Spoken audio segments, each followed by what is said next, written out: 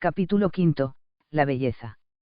1 NATURALEZADLOBLLO. Denominamos bueno a un ente por su relación al apetito, en cuanto posee las características de lo perfecto y perfectible de otros, y por su adecuación a la inteligencia, en cuanto cognoscible, lo llamamos verdadero.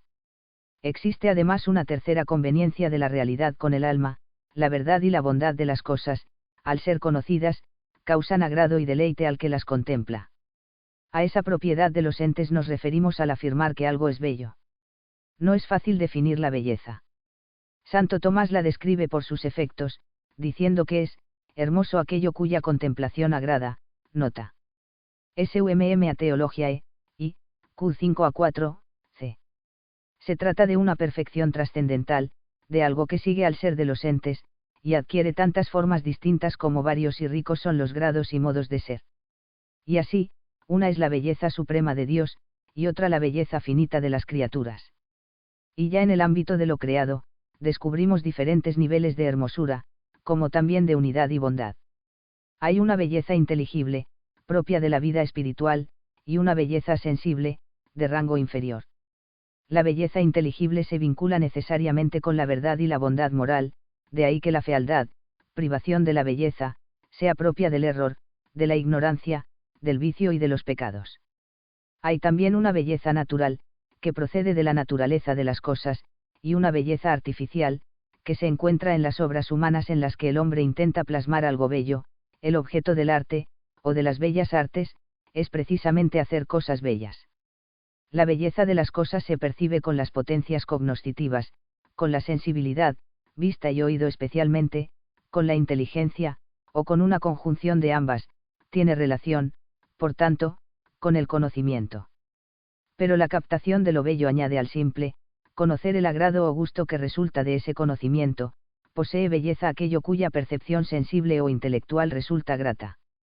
La simple noticia de un hecho, narrado de forma desmañada, no genera el mismo placer que esa misma acción expuesta por un buen novelista o por un poeta avezado.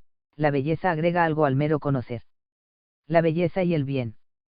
Por eso, cabe considerar la belleza como un tipo particular de bondad, pues responde a un cierto apetito, que se aquieta al contemplar lo bello. Se trata de un bien específico, distinto de otros tipos de bienes. Todo bien produce un gozo cuando se alcanza, pero las cosas que son bellas engendran un agrado especial por el mero hecho de conocerlas. Supongamos una finca cuya ubicación es idónea para el cultivo de los cereales. Si un terrateniente con intereses en la agricultura la conoce, y los terrenos están en venta, se convierte en un fin para él, se despierta su interés por poseerla, y ese deseo no descansará hasta que, por medio de las gestiones oportunas, se haga con ese campo. Cabe también que esas mismas tierras las descubra otra persona, que se goce simplemente en contemplar la armonía de aquellos parajes, pero no tenga ningún interés en adquirirlos. El primero había captado su aspecto de fin, de bien, y por eso se puso en movimiento. El segundo percibe su aspecto de belleza, y de ahí que descanse al observarlo. Con relación al pulcrum también interviene, pues, el apetito, del que procede el gusto, o agrado, peculiar del acto de apreciación estética, pero ese deleite depende de la contemplación, del conocimiento, y no de la posesión del objeto. Por eso no debe extrañar que Tomás de Aquino, al referirse al trascendental pulcrum, afirme que señala la conveniencia de los entes con una cierta conjunción del entendimiento y la voluntad, porque agrada, voluntad o apetitos, en cuanto se conoce, inteligencia o sentidos. El fundamento de la belleza. Aunque la contemplación de lo hermoso lleve siempre aparejado un deleite, la belleza no es el placer o el agrado, sino aquellas propiedades que hacen que su contemplación resulte grata. Preguntaré, escribe San Agustín, si las cosas son bellas porque deleitan o si agradan porque son hermosas. Y sin duda se me contestará que deleitan porque son bellas. Nota 2, de Eber Aralillo Uni, C32. Igual que la bondad no es un atributo que tenga su origen en la voluntad del que quiere, sino una perfección del objeto querido, las cosas seguirían siendo igualmente buenas o bellas aun cuando no existiesen hombres capaces de desearlas o de apreciarlas. Como en el caso de la bondad y de la unidad, los caracteres que hacen bello un objeto surgen, en último término, del ser de cada criatura. Por eso Dios, que posee el ser en toda su plenitud, es también la belleza suprema y absoluta. 2. Belleza y perfección. Señalar, como acabamos de hacer, que el fundamento de la belleza es el ser, supone, como en el caso de los otros trascendentales, enunciar la convertibilidad o equivalencia entre el pulcrum y el ens. Pero, análogamente a cómo se ha hecho al tratar del bonum, es menester precisar. Las cosas son bellas en cuanto que son, porque por el simple hecho de ser tienen una cierta actualidad, gozan de alguna perfección. Este es un sentido fundamental de belleza, pero no es el único. Llamamos a una cosa bella en sentido pleno, simpliciter, cuando posee toda la perfección requerida por su naturaleza.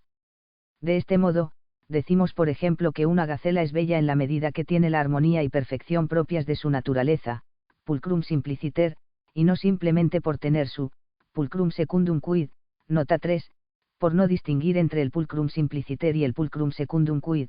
Nicolai Hartmann lleva a cabo una reducción del segundo al primero, negando por consiguiente la trascendentalidad de la belleza. En su estética deja ver con claridad que lo bello no se convierte con lo bueno, con lo verdadero y, en definitiva, con el ente. Así, por ejemplo, para Hartmann las acciones aunque obviamente tienen ser no pueden calificarse como bellas, a no ser de modo metafórico, es decir, equívoco. Fin de la nota.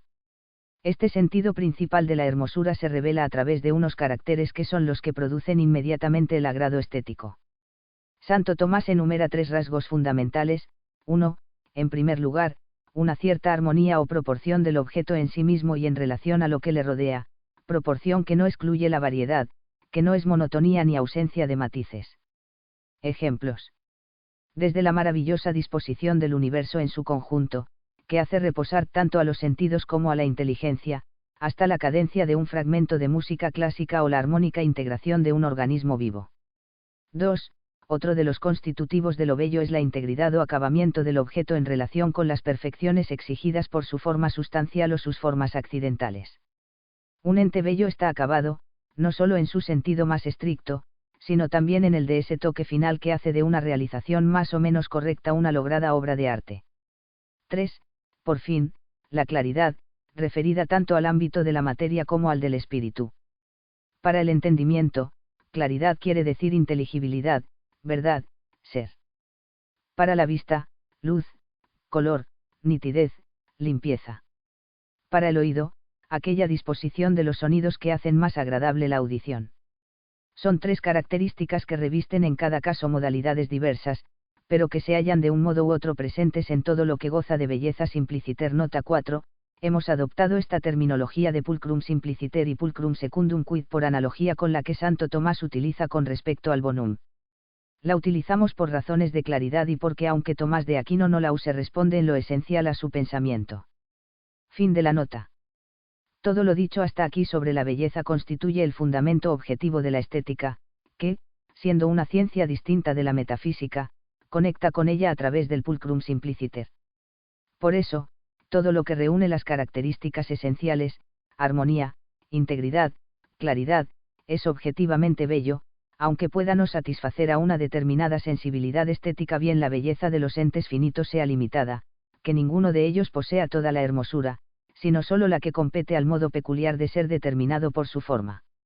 A continuación nos referiremos a las 2 grandes regiones del universo creado, la del mundo espiritual y la de los entes compuestos de materia, para analizar cómo se despliega en cada una de ellas la hermosura. A.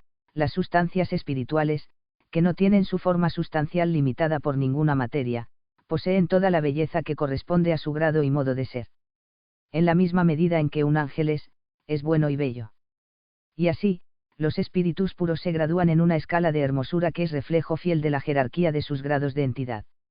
Esto por lo que se refiere al pulcrum trascendental o belleza secundum quid. En cuanto al pulcrum simpliciter conviene tener en cuenta lo siguiente. Como esta bondad se sustenta en la plenitud de perfección debida a la naturaleza, hay que afirmar que cualquier ángel, desde el punto de vista de los fines inmanentes, la posee necesariamente en grado pleno, pues cada uno agota su especie, tiene todas las perfecciones, quantitas virtutis, correspondientes a su naturaleza. Para el ángel este pulcrum simpliciter se identifica con su belleza secundum quid. Si atendemos, en cambio, a los fines trascendentales, su consecución depende de las operaciones libres. Por tanto, esta es la auténtica belleza simpliciter del ángel, pues la anterior se reduce a la secundum quid. Las características propias de la belleza simplis aite, armonía, integridad, claridad, solo pueden perderse, en el ángel, por el pecado, en cuanto libre apartamiento del fin. B. En la esfera de los entes compuestos de materia, la belleza se presenta con mayor fraccionamiento y dispersión, debido a que cada ente, por la limitación de la materia, no puede agotar, desde ningún punto de vista, todas las perfecciones de su especie. Ningún ente material manifiesta la belleza en toda su extensión, ni siquiera la de su género o especie, pues en los diversos individuos la forma sustancial se encuentra realizada de modos varios, con accidentes más o menos perfectos y adecuados a su naturaleza. Ese individuo, además, difícilmente será hermoso en todos sus aspectos. Un caballo puede producir asombro por su figura esbelta y por su armonía al correr o saltar, y dejar que desear en cuanto al color. Una composición musical puede tener una melodía muy sugestiva, pero una orquestación menos lograda. Al igual que en las sustancias espirituales, hay en los entes materiales una gradación de belleza secundum quid correspondiente a su grado de entidad. Desde este punto de vista, las especies más perfectas son las más bellas. Pero atendiendo a la belleza en su sentido más pleno, pulcrum simpliciter, un individuo de una especie inferior puede ser más bello que el de una superior, como una rosa perfecta posee una hermosura mayor que un caballo deforme. Todo esto en lo que se refiere a los fines inmanentes a los individuos. Sin embargo, el cénit de belleza se mide respecto a la consecución del fin trascendente, porque es aquí donde también se halla el culmen de perfección. El hombre, por no ser una criatura puramente material, está dotado de libertad, y es tarea que cae bajo su propio dominio alcanzar o no su fin último trascendente, Dios. De este modo, el grado de belleza más alto que objetivamente puede lograr el hombre es el que se desprende de su libre ordenación a Dios. La belleza corporal queda, en comparación con esta, en un segundo plano.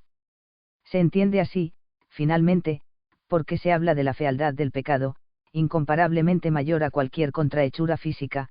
El libre apartamiento del fin supone la más grave desarmonía que puede introducirse en el universo, la más acusada dispersión, el más notorio entenebrecimiento. 4. La percepción humana de la belleza. Aunque todas las cosas son buenas en sí mismas, algunas resultan dañinas para el hombre, por ejemplo, las sustancias venenosas. Lo mismo sucede con la belleza, todas las criaturas tienen su propia hermosura, mayor o menor según su perfección, pero para que al hombre le agrade la belleza de las cosas debe existir una cierta proporción entre sus potencias cognoscitivas y la hermosura que capta. Es precisamente esa adecuación, esa conveniencia con el objeto, lo que, al hacer más adecuado y fácil su conocimiento, causa deleite.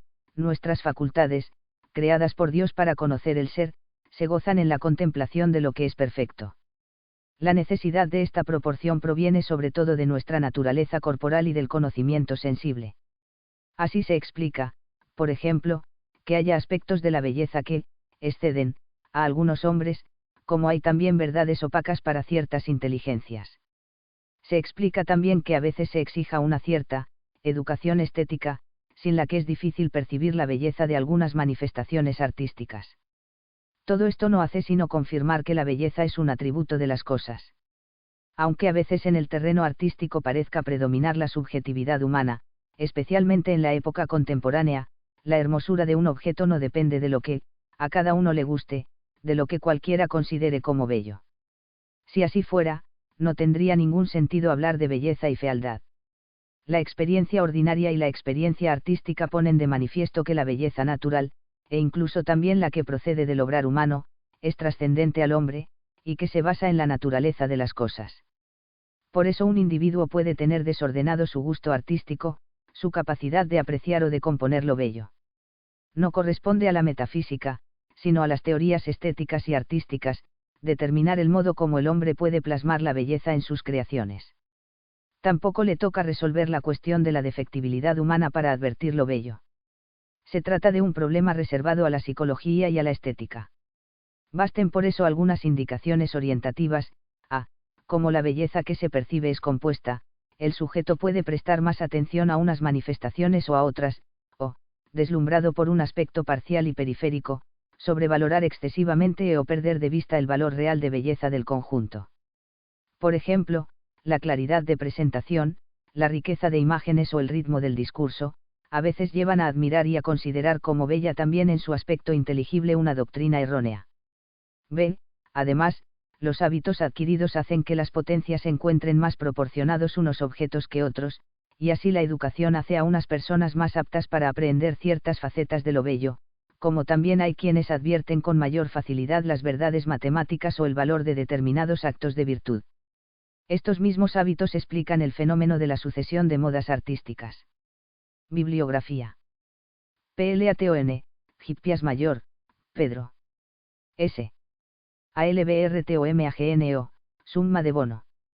TOMA con acento SDAQINO, STHI, Q5, A4, de Divinis Nominibus, Cap 4. E. DBRUINE, Estudios de Estética Medieval, Gredos, Madrid 1959. E. GLLSON, Les Arts du Beau, Brin, París 1963. G. POLTNR, Schonheit, Herder, Wien 1978.